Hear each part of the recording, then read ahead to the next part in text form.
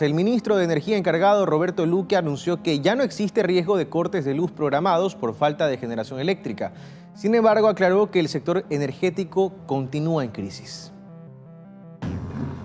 El anuncio lo hizo mediante esta rueda de prensa de actualización de estado del sistema eléctrico, la misma que dijo sería la última, pues tras 3 semanas de apagones programados debido a la crisis de energía, hoy el ministro encargado del ramo, Roberto Luque, afirmó que ya no habrá riesgo de cortes de luz programados por falta de generación de energía en el Ecuador.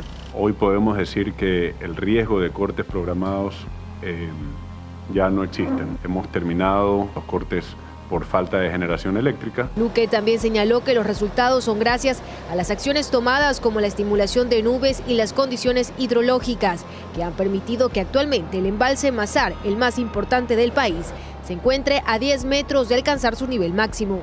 Esperemos que esté a nivel máximo a finales de julio. Esas son las proyecciones, pero eso, de nuevo, son proyecciones. Y aunque el panorama sea estable para el país, Luque prefiere mantener encendidas las alarmas, dado que la crisis como ministerio se mantiene. No quiere decir que un sector que ha tenido por años falta de inversión en generación, en mantenimiento, no esté en crisis. Y eso lo vamos a seguir atacando desde el ministerio. Asimismo, recordó que se está a puertas de un nuevo estiaje y que se está tomando todas las medidas necesarias.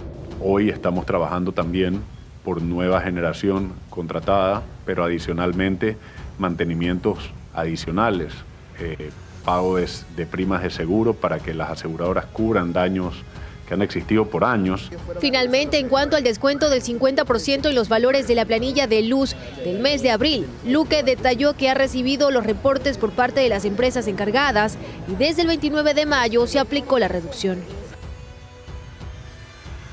Y la eliminación de subsidios a los combustibles planteada por el gobierno deberá sostenerse en 2 pilares, así lo afirman analistas en materia económica.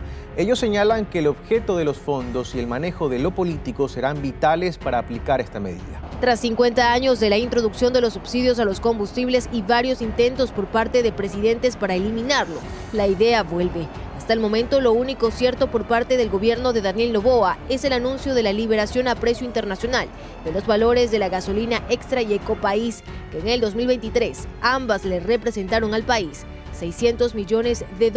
Para Walter Spurrier, analista económico, la medida es necesaria, pero el presidente Daniel Noboa deberá tomar en cuenta varios puntos. Uno de ellos, ¿a qué destinará los fondos? En ese sentido, es necesario que haya la contrapartida, que el gobierno gaste menos y gaste mejor. O sea que por lo que pagamos en impuestos nos den mejor educación, mejor salud, mejor seguridad. Conforme está presentado en la Proforma 2024, los subsidios a las gasolinas, diésel y gas de uso doméstico y otros combustibles significan para este año más de $3.000 millones.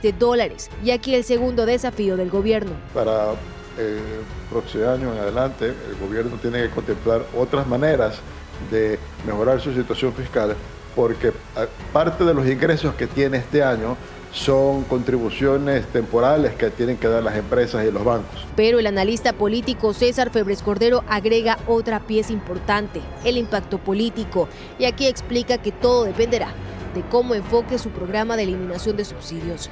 Tiene que dejar claro cuánto realmente ahorrará el país y explicarle al Ecuador cómo gastará ese dinero. Si no hay un retorno en inversión social clara, entonces a la gente le costará apoyarlo. Asimismo, adelanta que en cuanto al llamado que le hace a Leonidas Issa para un diálogo, le recuerda que este también será candidato y no le favorecerá una figura de golpista. No puede seguir haciendo el activismo agresivo, violento incluso, que ejercía antes Leonidas Issa como dirigente de la CONAIE, que todavía lo es. No obstante, ambos analistas afirman que primero será necesario conocer el mecanismo que se utilizará para luego tomar una postura que esperan sea en beneficio de la economía del país y no prevalezca la política. Este viernes, un tribunal de apelación de la Corte Nacional de Justicia resolvió que la detención del ex vicepresidente Jorge Glas en la Embajada de México no fue ilegal ni arbitraria. De esta manera queda anulada la sentencia de primera instancia del pasado 12 de abril que concedió de manera parcial un habeas corpus en favor de Jorge Glas. Este tribunal estuvo conformado por los jueces Gilda Morales, Gustavo Durango y José Swing, presidente de la Corte Nacional de Justicia. Y la Corte Nacional de Justicia pidió a Panamá la extradición de Leonardo Cortázar, quien actualmente es procesado en el caso Encuentro. Se espera que en las próximas horas Panamá se pronuncie aceptando o rechazando este pedido. Cada vez avanzan las diligencias para conseguir la extradición de los procesados del caso Encuentro que están prófugos. En las últimas horas, el presidente encargado de la Corte Nacional de Justicia, José Sweeney, pidió formalmente a Panamá la extradición de Leonardo Cortázar al país. Se trata de uno de los 7 procesados por delincuencia organizada en este caso. Su proceso de extradición se dio inicio el pasado 1 de mayo de ese año, con autorización del juez Eduardo Andrade. Según la Fiscalía, Cortázar habría participado como operador de la estructura manejada en el sector eléctrico, y en la que también son investigados Danilo Carrera, cuñado del expresidente Guillermo Lasso, quien hoy guarda arresto domiciliario, y Hernán Luque, expresidente de la empresa Coordinadora de Empresas Públicas. Germán Rodas, de la Comisión Anticorrupción, dice que estos trámites deben agilizarse para que los involucrados rindan cuentas a la justicia ecuatoriana. De tal manera que es de esperar que su presencia, la de Cortázar, permita que se clarifiquen algunos hechos que todavía están sin conocimiento pleno. Esta supuesta red de corrupción se habría puesto en evidencia tras varios audios de empresas del Estado como la Flota Petrolera Ecuatoriana y Corporación Nacional de Electricidad. Hay funcionarios de segunda, de tercera categoría que vienen muchísimos años atrás funcionando en esta misma actividad y que siguen formando parte del sistema público de atención a las actividades en el país. Leonardo Cortázar fue ubicado en Panamá meses atrás y mantiene activa una notificación roja de Interpol. Para el 26 de junio está previsto que se realice la audiencia en la que Fiscalía emitirá su dictamen acusatorio. Eso además que el proceso de extradición de Hernán Luque desde Argentina aún se encuentra en trámite. La instrucción fiscal en el caso Purga, que involucra a 25 personas, se va a cerrar el 5 de julio y con ello la Fiscalía se apresta a iniciar el juicio en contra de los procesados por presunta delincuencia organizada. La excomunicadora de la Corte de Justicia del Guayas, Mayra Salazar, ubica al exasambleísta Pablo Muentes en el centro de la estructura. Para la procesada en el caso Metástasis y testigo principal en el caso Purga, Mayra Salazar, hay un personaje sobre el que supuestamente giraba la corrupción en la Corte de Justicia del Guayas, Pablo Muentes Alarcón. Tanto que frente a los procesados, abogados y jueces, insistió en responsabilizarlos y después de su testimonio, a ella le pasaba algo. El único responsable es el señor Pablo Muentes Alarcón. Fiscalía, sin embargo, avanza en las investigaciones y ha basado su teoría del caso en gran parte de lo que pudo revelar Mayra Salazar. Ella, por ejemplo, ha contado que en una reunión que se realizó en la casa de Pablo Muentes, en donde estuvieron presentes Fabiola Gallardo y Johan Marfetán, él me pidió que manipule el sorteo del expediente que llegaría a la Corte Provincial del Guayas. Allí, según Salazar, Muentes necesitaba que su caso recaiga en un tribunal en específico para fallar a su favor. Dijo que así manejó el caso del Banco del Pacífico, con el que Muentes pretendía beneficiarse de 3.9 millones de dólares y que así también manejó los procesos en los que se habla de un presunto tráfico de tierras. Es por ello que la Fiscalía investiga todos los movimientos del ex legislador social cristiano. Y eso incluye, por ejemplo, los movimientos de la empresa Agro Camarón S.A., de propiedad de sus 4 hijos, como consta en los registros de la Superintendencia de Compañías. Constituida en julio del 2021 y apenas un mes después, Agro Camarón contrata al entonces asambleísta Pablo Muentes como asesor, quien, como consta en estas facturas, recibía $15,000 mensuales como honorario. Muentes, aparte de ser asambleísta, tenía como misión la búsqueda de clientes para la camaronera de sus hijos. Según el testimonio de Mayra Salazar, fue en 2022 cuando Muentes le pagaba su salario de $2,500.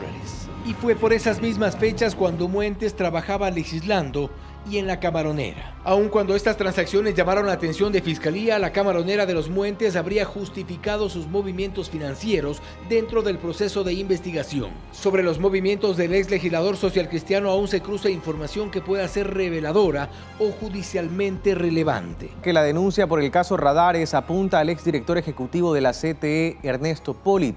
Durante su administración se firmó un polémico contrato con 2 consorcios privados, hoy señalados por el gobierno. El argumento era que la Comisión de Tránsito del Ecuador no tenía ni las capacidades ni los recursos para implementar por su cuenta este proyecto. Por eso extendió la mano a firmas privadas, 2 consorcios en particular, Seviecu y Ecutransit, a quienes delegó la reposición, reemplazo y reubicación de radares, pero también la administración, procesamiento, notificación y recaudo de multas.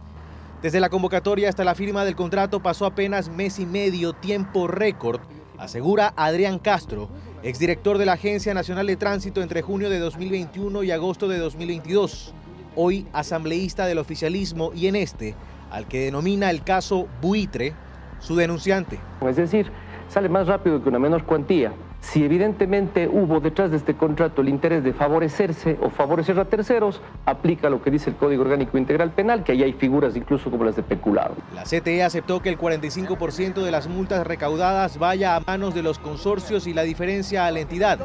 El entonces director ejecutivo de la CTE, Ernesto Polit, decía que para el efecto se crearía un fideicomiso y defendía este contrato a 12 años. La parte que le corresponde al gestor privado se la acumulan y se la dirigen a ellos directamente.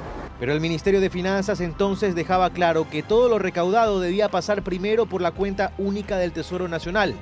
Se acordó que Ecutransit se encargaría del servicio en Babahoyo, Manta, Azogues, Latacunga y Guayaquil, en tanto que el consorcio Sebiecu de Santa Elena, El Oro, Azuay, Tungurahua y 6 cantones de la provincia del Guayas. Castro sostiene que se cometieron excesos, que ya hay un grupo de 38 radares suspendidos de los 480 que se acordaron colocar, que si el ritmo de recaudación de multas continuaba como lo hasta ahora revisado al año, las multas sumarían $1.000 millones. Y señala al exdirector ejecutivo de la CTE, Ernesto Polit. Es la CTE, es él, porque es un manual interno, es el director ejecutivo, es la máxima autoridad de la CTE, no hay más. No tengo la dicha de conocerle al señor, pero entiendo que debe estar muy preocupado porque los órganos de control tienen que iniciar con un examen urgente, contundente y que dejen marcado un precedente en el país. Hemos solicitado una entrevista con el exfuncionario, pero hasta el cierre de este reportaje no hemos obtenido ninguna respuesta. Los detalles de este contrato, que se acordaron mantener en reserva, han sido trasladados ya a la Procuraduría y a la Contraloría General del Estado.